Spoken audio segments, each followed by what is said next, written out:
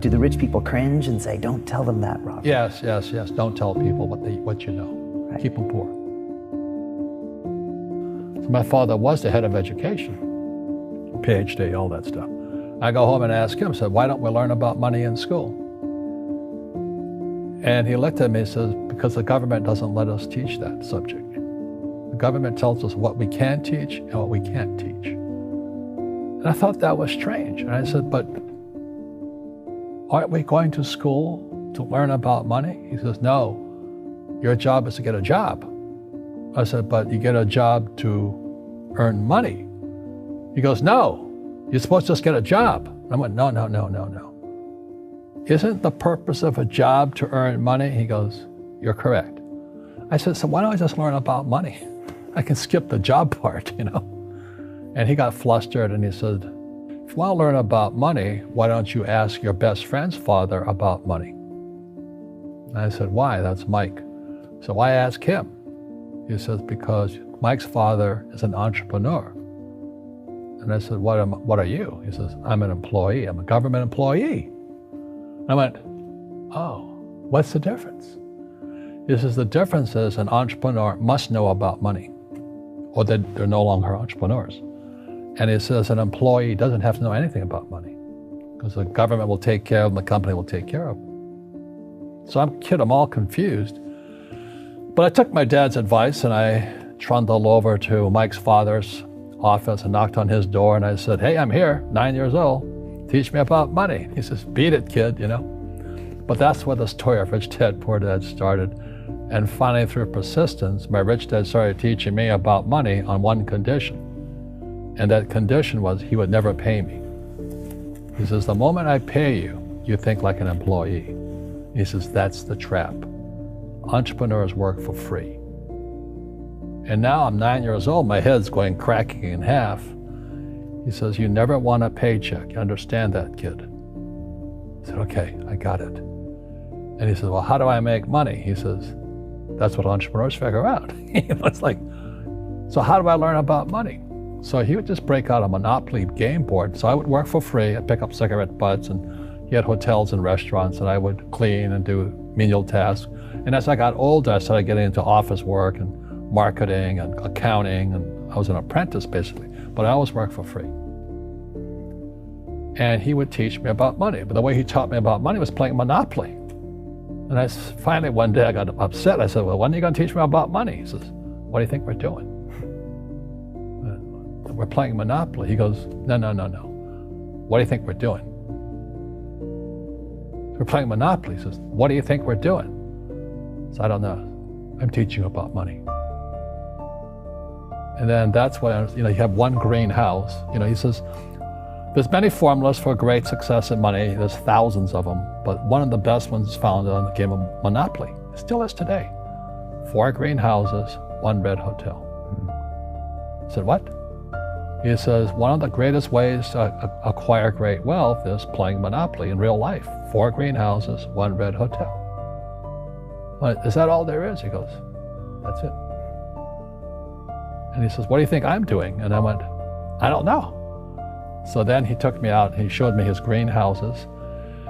And 10 years later, when I was 19, I was now in school in New York, and I come back to Hawaii, and Rich Dad had bought the biggest piece of land smack dab in the middle of Waikiki Beach. And when you go to Waikiki Beach today, you'll see the Hyatt Regency Hotel. That was his hotel. Just like the game of Monopoly. Just like the game of Monopoly.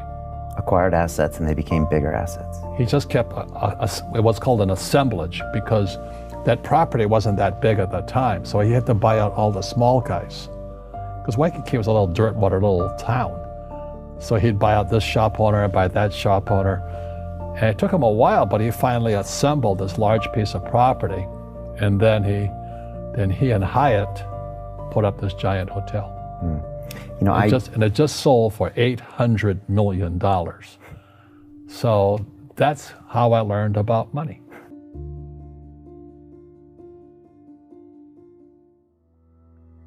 I've had financial crashes. I've had people stab me in the back, but they're all good because I grow from it. That's spirituality. Right.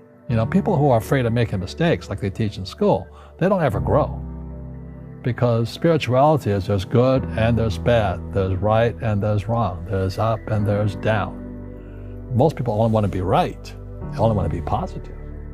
Well, you can't have that. That's not reality. Well, I wasn't poor by most people's standards, but I came from a family with a poor attitude, if you know what I mean. Because rich, poor, middle class, poverty starts with a fundamental attitude.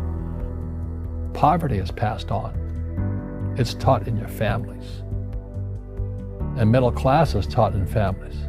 And so the people right now who are sitting at home, who are struggling financially or worried about money or unhappy, they may be making a lot of money, but unhappy with what they're doing, it was probably taught to you.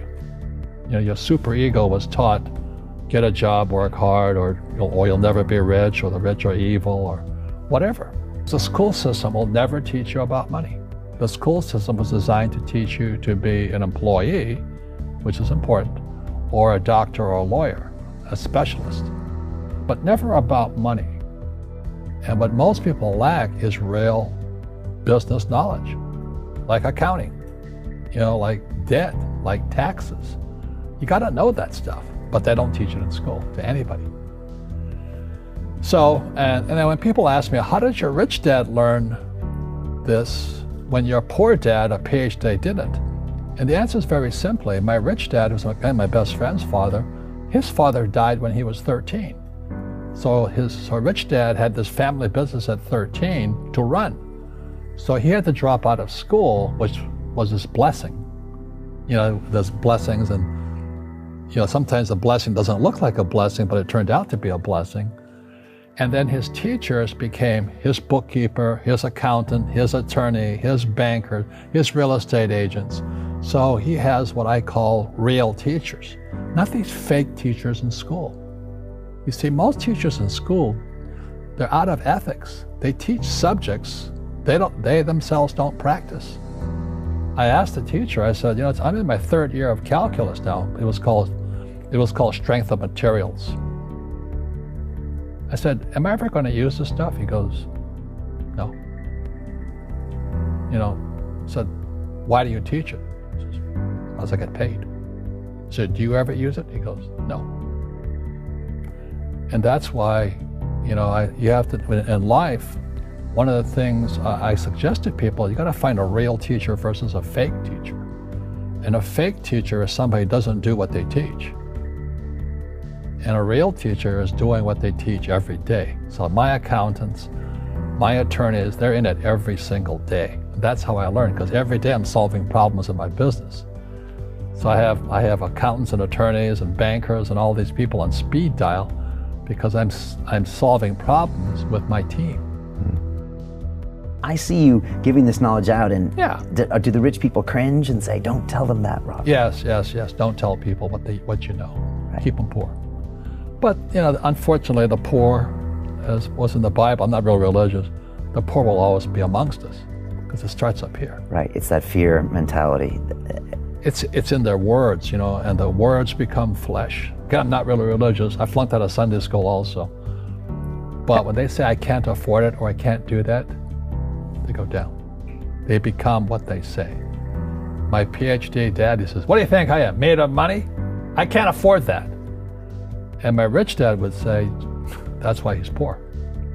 Poor people say, I can't afford it, I can't do that, I don't have time. Because it's an escape. It's an escape, you know what I mean? It's easy to say, I can't afford it. And your rich dad used to say what instead of, I can't afford it? How can I afford it? How can I do that? What would it take, or why should I do that? He says that a question opens the mind, a statement closes the mind. So when you say, I can't afford it, your mind shuts down, and you become what you say.